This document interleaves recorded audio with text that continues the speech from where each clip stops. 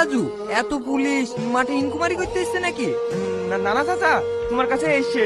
আমার কাছে? ওই কপাল যদি খাসিটা লেগে নাকি? সে তো 6 মাস হয়ে গেল ডায়েরি করা। পেয়েছেন? গাড়িতে আছে নাকি? হ্যাঁ, আমি এত বড় গাড়িতে চাপতে পারলো না, আর আমার পাগলাটা চেপে ফেললো। কুই কত দূর আছে? উর্রা। তুই করে দাঁড়া এখানে। ম্যাডাম, অ্যারেস্ট করবো? আমার তো বিশ্বাসই হচ্ছে না এই লোক এত টাকা স্ক্যাম করেছে। আচ্ছা, আপনি এই গ্রামে কতদিন ধরে আছেন? কেন আবার এনআরসি চালু হয়েছে নাকি? জন্ম থেকে আছে এই গ্রামে। আপনার নামে অভিযোগ আছে, আপনি অন্যদের অ্যাকাউন্ট থেকে 65 কোটি টাকা চুরি করেছেন। কি কোটি? একই মারছেন নাকি? স্বপ্ন দেখলো ভয় 1 লাখের বেশি দেখতে পারিনি, আর এখানে কোটির গল্প শোনাইতে এসছে। এই, তুই কাকে কি বলছিস? আরে আরে, কথা বলছি তো আমি। আচ্ছা চাচা, একটা কথা বলেন তো, আপনি কি সত্যি স্ক্যাম করেননি?